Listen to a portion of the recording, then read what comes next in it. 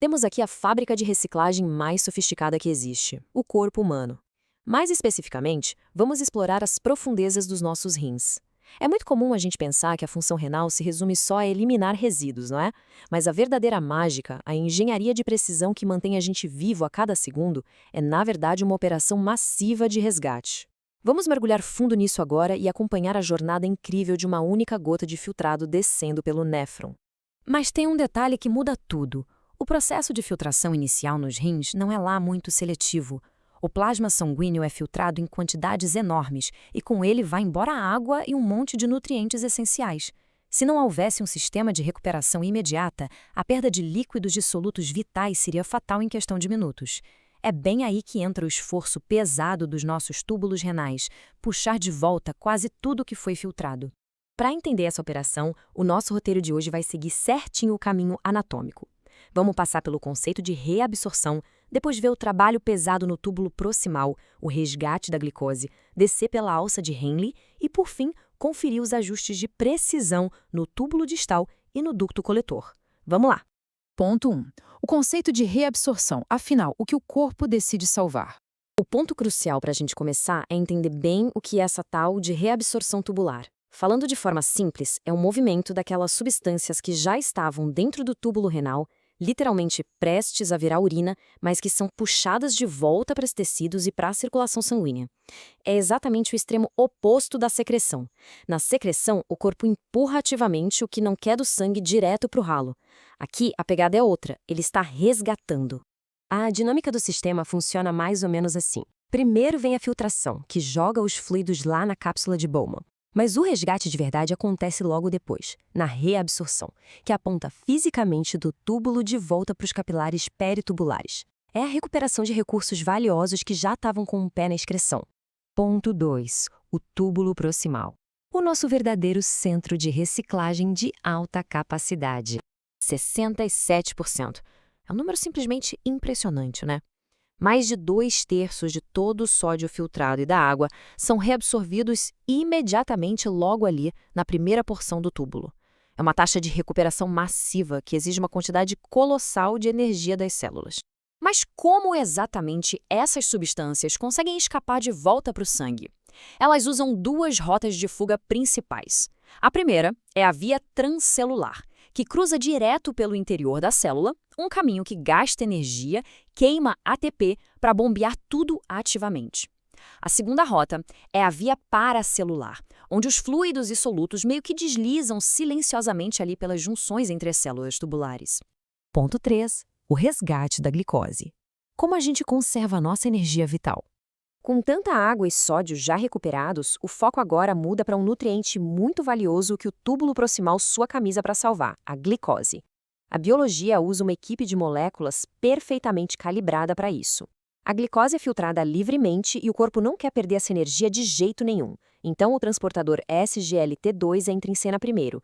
Ele tem uma afinidade mais baixa, mas uma capacidade altíssima, resgatando uns 90% de tudo logo de cara. O pouquinho que sobra é capturado pelo SGLT1, que tem alta afinidade e age como um verdadeiro esfregão biológico, limpando os 10% finais. Perda zero garantida. Mas e se o sistema for sobrecarregado? Bom, esses transportadores têm um limite. Eles são saturáveis. Se houver um excesso de glicose no plasma sanguíneo, os transportadores atingem a capacidade máxima de trabalho. O que sobra não tem para onde ir. Escapa e acaba indo parar na urina. É exatamente esse cenário clínico do mundo real que é a marca registrada de doenças como o diabetes mellitus. Ponto 4. A alça de Henle, o famoso sistema de contracorrente.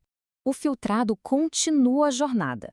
E agora a gente mergulha fundo na medula renal, onde água e sal vão ser manipulados em níveis extremos. A alça de Henle faz um mergulho profundo, saindo do córtex até a medula. Esse formato de U é a base física do chamado sistema multiplicador de contracorrente.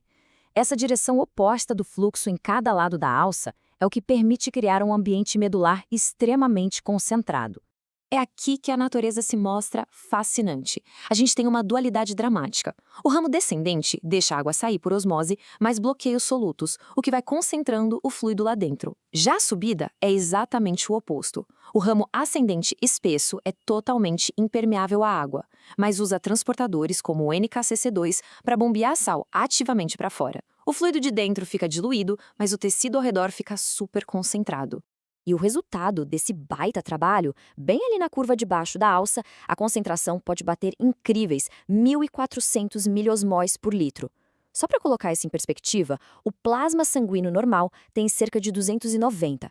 É uma concentração hipertônica extrema, absolutamente essencial para a economia de água do corpo. E a medicina moderna sabe tirar muito proveito dessa engrenagem exata. Aquele transportador NKCC2 que a gente mencionou lá no ramo ascendente é o alvo principal de medicamentos, os famosos diuréticos de alça, como a furosemida. Ao bloquear de propósito a reabsorção de sal ali, o remédio diminui a concentração da medula. Com isso, menos água é reabsorvida depois, o que aumenta bastante o volume de urina. E, ponto 5, túbulo distal e ducto coletor. A hora dos ajustes finais de precisão. Depois da grande montanha-russa da alça de Henle, chegamos aos segmentos finais. É aqui que o néfron faz o ajuste fino da urina, baseado nas necessidades imediatas do organismo. Dentro do ducto coletor, opera uma equipe altamente especializada. De um lado, as células principais cuidam do balanço dos eletrólitos, salvando o sódio e secretando o potássio. Do outro, as células intercalares são as grandes guardiões do equilíbrio ácido-base, secretando íons de hidrogênio e bicarbonato para manter o pH do sangue sempre na linha. E quando o corpo detecta uma desidratação, a resposta é imediata. O cérebro libera o hormônio antidiurético, o ADH. Ele se liga aos receptores dessas células e os níveis de AMPC disparam. Essa cascata elegante força os canais de água, chamados aquaporinas tipo 2, a se inserirem na membrana celular. É como se várias portas se abrissem de repente e a água flui rapidamente de volta para o corpo, puxada por aquela mesma medula concentrada que a alça de Henle passou tanto trabalho para preparar. E assim finalizamos a nossa jornada. É impossível não ficar maravilhado com tudo isso. Cada segmento tubular, cada transportador, trabalhando numa harmonia absurda para garantir que nada que seja vital seja perdido. Isso deixa a gente com uma grande reflexão final. Como que a engenharia celular consegue, a cada segundo e sem a gente sequer perceber, manter com tanta perfeição a nossa homeostase e esse frágil equilíbrio que a gente chama de vida?